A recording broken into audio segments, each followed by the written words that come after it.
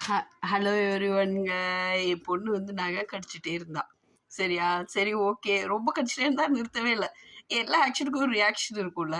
நம்மளோட இம்யூனிட்டி வந்து கண்டிப்பா அதுக்கான ஒரு ரியாக்ஷன குடுக்கும்ன்னு சொல்லி, அவ கடிக்கிறத பார்த்து, அதுக்கப்புறம் வளர்க்குற நகம்லாம் மொத்தமா வளர்க்க ஆரம்பிச்சுருச்சு. கடிக்கவே முடியாத அளவுக்கு.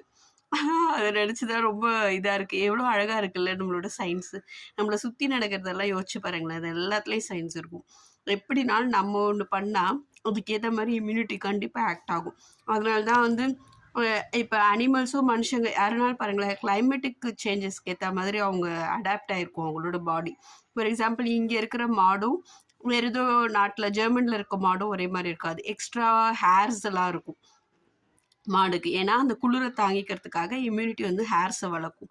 இந்த மாரி அடாப்ட் பண்ணி தாங்க மனுஷன் வந்து எக்கோசிஸ்டம்ல எவால்வ் ஆனான். நல்லா இருக்கா? பிடிச்சிருந்தா சேனல் சப்ஸ்கிரைப் பண்ணிக்கோங்க. லைக் போடுங்க. பாய்.